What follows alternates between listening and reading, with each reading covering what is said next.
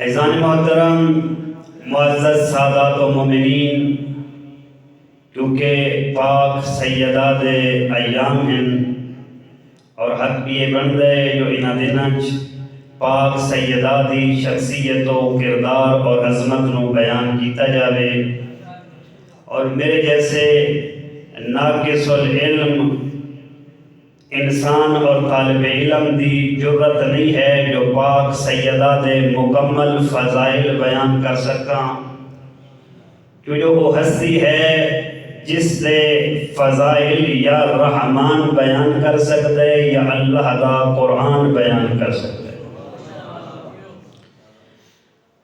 یہ پاک سیدہ ظاہراً جس طرح باقی شخصیات دنیا تے آئیاں یا باقی انسان دنیا تے آئے، لیکن فرق بہت زیادہ ہے۔ جو علماء نے مفسرین نے آیات و روایات جڑیاں نقل کی دیاں، جو ظاہراً تا ایک مسور ہے، ایک نساء ہے، ایک خاتون ہے، لیکن در حقیقت اس زمین تے سورہ کوثر دی تفسیر دا نام زہرا ہے، اور معصومین دی روایات دے مطابق لیلۃ القدر دی حقیقت دا نام بطول ہے۔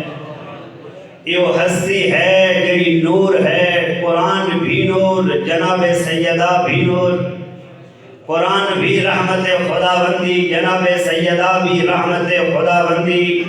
قرآن بھی اس رحمان دی طرفوں، جناب سیدہ بھی رحمان دی طرفوں۔ لیکن حضرت آیت اللہ خمینی نے فرمائے فرق بہت زیادہ ہے، کہ قرآن اللہ نور ہے، عظمت بھی رکھ دے، اپنی جگہ عزت و شرف بھی رکھ دے، لیکن یہ نور ہے جڑا اللہ نے عرش تو جبرائیل دے ذریعے فرشتے بھیجے، لیکن سیدہ وہ نور ہے جڑا عرش تو فرشتے نہیں آیا، بلکہ اس نو حاصل کرنے واسطے کائنات دے رسول نو فرش تو عرش تے جامنا پہ گئے۔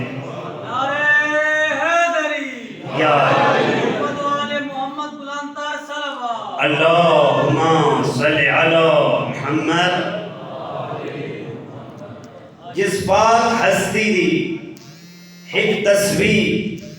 معصومین دی روایت دے مطابق 60 نوافل تو افضل ہوئے،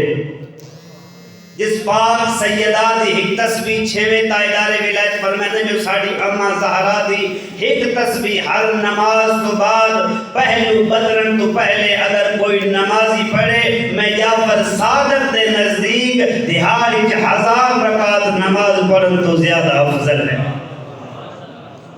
اس کریمہ دے اس معظمہ دے فضائل کیا بیان کریے،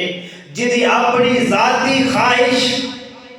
کسے اور دی زندگی دا وسیلہ بنے، اس نو زہرا دن مختصر